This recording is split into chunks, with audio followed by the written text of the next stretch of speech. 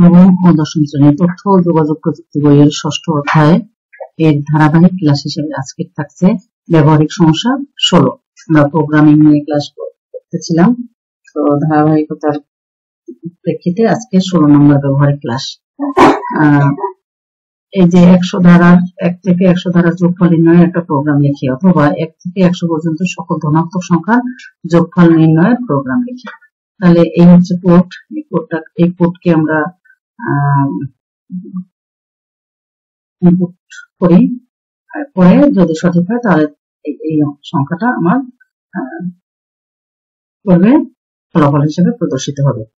তো এই হচ্ছে আমার কোড। তো আমি এভাবে লিখে রেখেছি আগে, যে ভিডিও লং না হয়।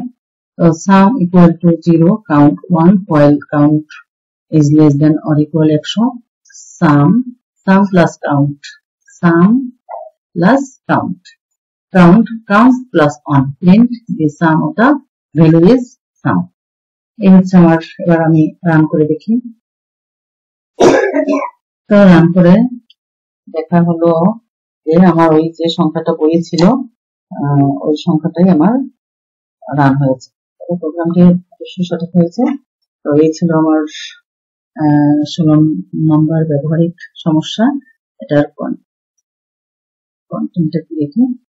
আচ্ছা, এই Python sum equal to 0, count 1, while count is less than or equal 100, sum plus count, count plus 1, print sum of the value is sum.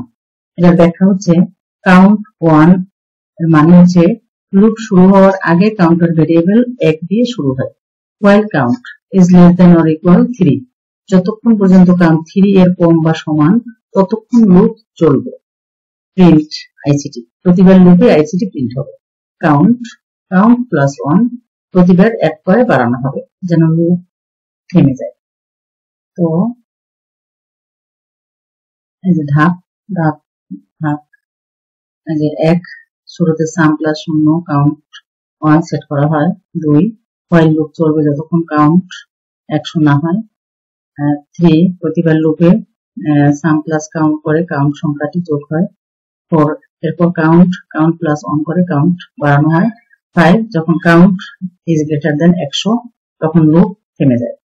6, শেষে sum প্রিন্ট হয়, যা 1 থেকে 100 পর্যন্ত সংখ্যাগুলোর যোগফল।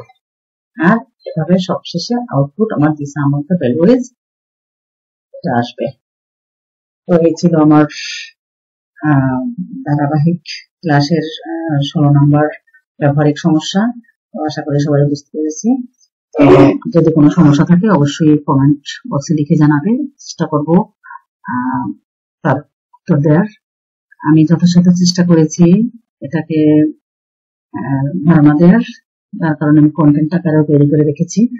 আর অবশ্যই যাদের বুঝতে সমস্যা তারা পজ করে